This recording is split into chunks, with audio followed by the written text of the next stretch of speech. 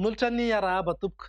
Saika mbola azo vahana hatrany ny volon'andro ririnina hatramin'ny alatsinainy ho avy izao, izany hoe hangatsiaka ny andro amin'ny ankapobeny. Mety ho tafidina hatramin'ny 5 degré mihitsy ny maripana ambany indrindra any Vakinankaratra. Raha ny any an-dranomasina indray dia mila mitandrina mpiandrika amin'ny morontsiraka atsinanana iray manontolo sy morontsiraka atsimo satria misy alin-drano manodidina eo amin'ny 2 ka hatramin'ny 3 metatra. Raha ny vinan'ny toetr'i ny andro amin'ny rahampitso ny jerentsika amin'ny antsipliany dia andrahona mety arahana orana malefaka indrindra amin'ny voamaraina, ny morontsiraka ny faritry Savasy, Analanjorofo ny faritra hafa kosa dia ho maina ny andro amin'ny ankapobeny na andrahona vitsy. Raha ny tolakandro indray dia azo vahana miandalana aloha ny tsikony varatraza, izany hoe miandrandra orana malefaka ny morontsiraka atsinanana nosy iray manontolo, iverina andrahona na andrahona mitsitokotoko ny ilany atsinanana ny atitany, ny faritra hafa ho maina ny andro amin'ny ankapobeny indrindra ny amin'ny ilany andrefany Madagasikara.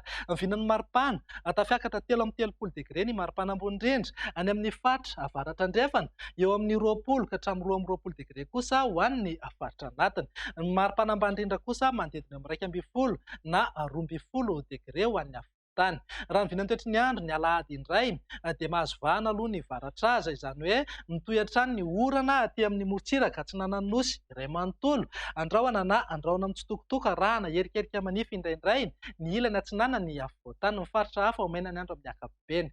Raha ny vinan'ny maripana tafiakatra 13 ny maripana ambony indrindra aty amin'ny faritry Sofia, Betsiboka ary Boeny. Mety ho tafidina 12 na 20 kosa ho an'ny faritra anatiny. Maripana ambany indrindra mety ho tafidina hatramin'ny 7 any Vakinankaratra, 7 ho an'ny Analamanga, 12 kosa ho an'ny Fianarantsoa. Amin'ny vinan'ny toetr'i ny andro ny alatsinainy ary namaranantsika azy dia mety mbola azo orana hatrany aloha ny morontsiraka afovoany atsinanana, andrahona na andrahona mitsitokotoko ny ilany atsinanany afovoantany, fa hisava miandalana ihany rehefa misandratr'andro. Ny faritra hafa ho maina ny andro amin'ny ankapobeny na ibahan-toerana kokoa hingabe masoandro ny amin'ny ilany andrefany nosy. Raha ny vinan'ny maripana 13 hatrany aloha ny maripana ambony indrindra, any amin'ny faritra avaratra andrefana 17 na 18 kosa ho an'ny afovoantany. Mety ho tafidina hatramin'ny 5 ny maripana ambany indrindra any Vakinankaratra, ary eo amin'ny 7 ho any Analamanga, 7 ho an'ny Fianarantsoa, izany hoe hangatsiaka ny andro amin'ny ankapobeny.